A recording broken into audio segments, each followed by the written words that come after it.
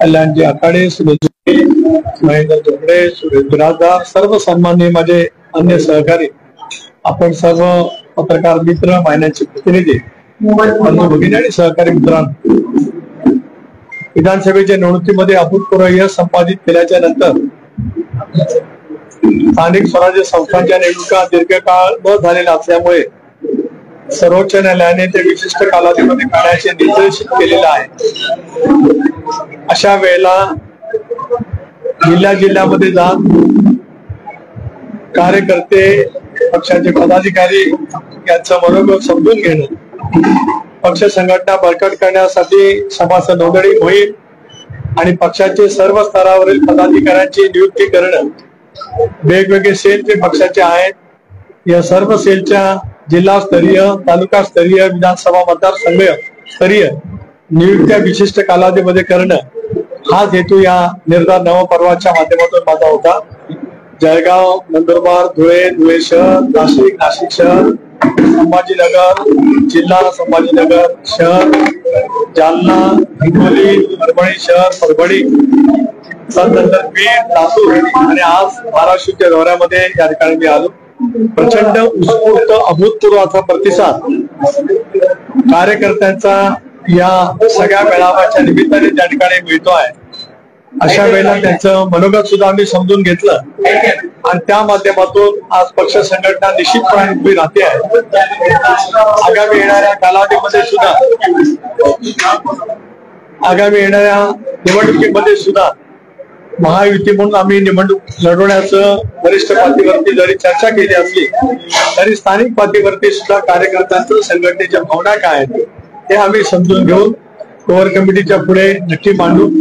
त्यापूर्वी पक्षाचे राष्ट्रीय अध्यक्ष अजितदादा, कार्याध्यक्ष प्रफुल्लभाई, छगन भुजबळ साहेब, पक्षाचा कोर ग्रुप यांच्याकडे सुद्धा दौऱ्याचा सारा तपशील मी त्या ठिकाणी सांगणार आहे। पत्रकार परिषदेचा हेतू मी या ठिकाणी विशद घेणार, आपल्याला काय मुख्यपणाने थोडक्यात जे काय समाज करत असेल तो आपण करावा अशी आपल्याला विनंती।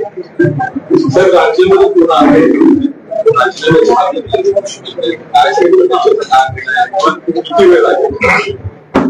कृषी मंत्र्यांच्या राजीनाम्या संदर्भामध्ये राष्ट्रीय अध्यक्ष आणि पक्षाचे वरिष्ठ नेते या संदर्भातला निर्णय त्या ठिकाणी घेतील।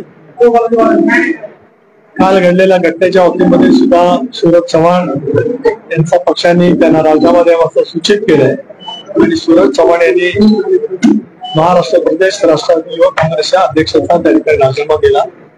मला पुन्हा एकदा आपल्या मार्फत एक महाराष्ट्राच्या जनतेला अतिशय विनम्रपणे या ठिकाणी सांगायचे आहे, काल माझा नागपूरचा दौरा कार्यक्रम मोठ्या प्रमाणात झाला। पत्रकारांशी संवाद जवळपास 1 तास माझा मोकळेपणा त्या ठिकाणी झाला। त्यावेळेला छावा संघटनेचे काही सहकारी आले, त्यांनी त्यांच्या तीव्र भावना, जो त्यांचा निश्चितपणे अधिकार आहे त्यांनी त्या ठिकाणी मांडल्या। त्यांनी पत्ते वगैरे सुद्धा त्या ठिकाणी टाकले, तरी सुद्धा उभा राहून त्यांचं मी निवेदन विनम्रपणाने स्वीकारलं।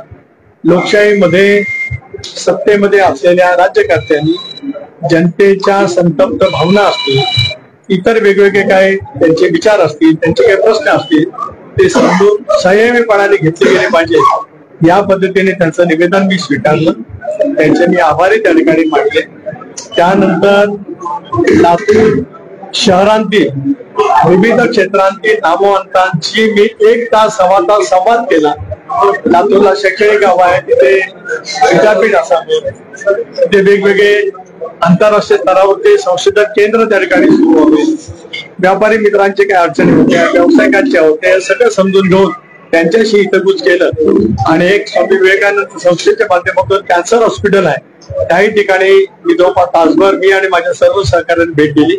त्यावेळेला जो प्रकार झाला त्याचा निषेध मी रात्री त्या ठिकाणी केला। त्या संदर्भातली जी काय कारवाई करायची असेल ती त्या ठिकाणी केली। आपल्याकडे जिल्ह्याची स्थगिती केलेली स्थगिती दिलेल्या वर्ष संपलेले आयुक्त खात्याचं आपल्या राष्ट्रवादीकडे आहे, जिल्ह्यासाठी काय दिले आणि दुसरं त्याला जिल्हा मध्यवर्ती सरकारी बँकेच्या घोषणा निषेध करायची जिल्हा मध्यवर्ती सरकारी बँकेला राष्ट्रवादी काँग्रेस पार्टी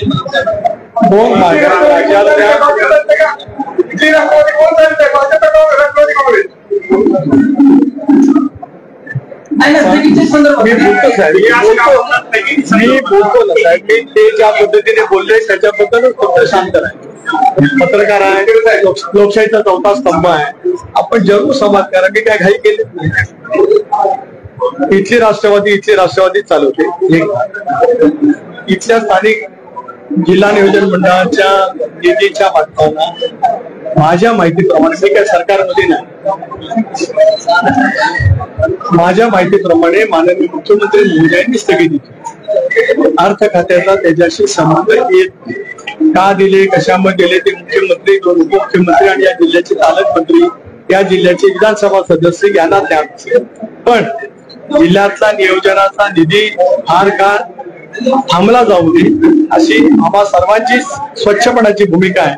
त्या संदर्भातला योग्य तो निर्णय सरकार स्तरावरती, त्या ठिकाणी मी सरकारमध्ये नाही.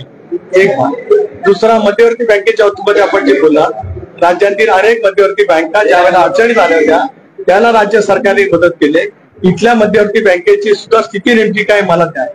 राज्य सहकारी बँकेचं काय नेमकं आहे मला कल्पना नाही. परंतु जिल्हा मध्यवर्ती बँका असतील, अपेक्स बँक म्हणजे राज्य सहकारी बँक असेल, स्वर्गीय चव्हाण साहेबांनी, वसंतदादा पाटील साहेबांनी, शरद पवार साहेबांनी या संबंध चळवळीला मोठ्या प्रमाणावरती ताकद आणि शक्ती दिलेली आहे.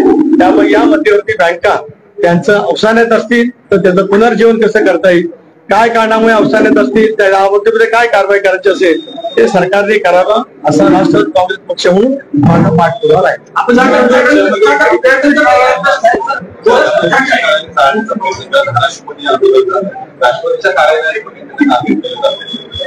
एक असं आहे की मी सुद्धा कालपासून संघटनेच्या सर्व पदाधिकाऱ्यांची भेट घेतली. आजही आई तुळजाभवानीचं दर्शन घेतलं असताना जे पदाधिकारी मला कालच्या घटनेबद्दल निवेदन द्यायला आलं ते त्यांच्याजवळ मी शांतपणे चर्चा केली. आता धाराशिवचा कार्यक्रम संपल्याच्या नंतर सुद्धा त्यांच्या शिष्टमंडळाला भेटून त्यांची जी काय मागणी होती, त्यांचं म्हणणं होतं ते शांतपणाने ऐकलं. त्या संदर्भात पक्ष योग्य भूमिका घेईल.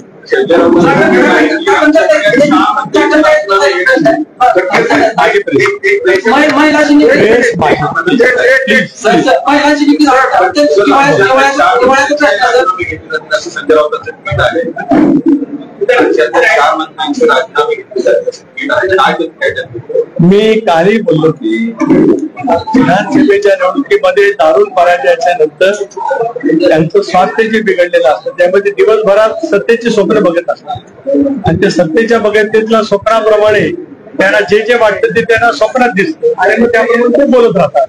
त्याच्यापेक्षा त्याला काय गांधींनी बोलावं असं मला काय वाटत नाही.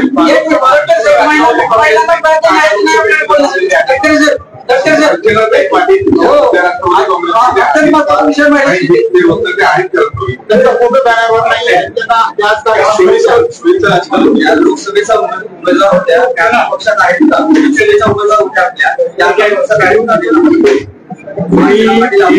फॉर्म देऊन त्या लोकसभेच्या उमेदवार होत्या हे मला 100% माहिती असणारच, कारण माझ्या सैनिकांनी त्यानंतरच्या कालावधीमध्ये त्या पक्षामध्ये सक्रिय नाही. जिल्हाधिकारी पदाचा राजीनामा दिला होता. मात्र चर्चा अशी आहे की कार्यक्रम जिल्हाधिकारी नोंद घेतली पक्षाने आणि ते पक्षामध्ये ते काम करत आहेत, कार्यकर्ता नियोजित करत आहेत म्हणून पक्षाने त्यांचा राजीनामा घेतलाय. त्याच्यात काही सत्य नाही. बरगोडे त्यांचा राजीनामा पक्षाकडे जरूर दिलेला आहे. पक्ष येत्या काही दिवसामध्ये त्या प्रमुख सहकार्यांना बोलून त्या संदर्भातला योग्य तो निर्णय घेईल. होणार आहे की नाही होणार. शेवटी काल विधान परिषदेमध्ये जे घडलं त्या संदर्भातली माहिती माध्यमाच्या माध्यमातून समोर आली. मी हे यापूर्वी सांगितलं की यापूर्वीच्या कालावधीमध्ये माणिकरावांच्याकडून कृषीसारखं अतिशय संवेदना असेल, शेतकऱ्यांच्या दृष्टीकोनातून अत्यंत महत्वाचा विभाग असताना काही वक्तव्य जी त्या चुकीची गेली त्याबद्दल राष्ट्रीय अध्यक्षांनी त्यांना समज दिलेली आहे. कालच्या घटनेच्या अवधीमध्ये सुद्धा पक्ष त्या अवधीमध्ये वरिष्ठ पातळीवरती बसून या संदर्भातला विचार करेल.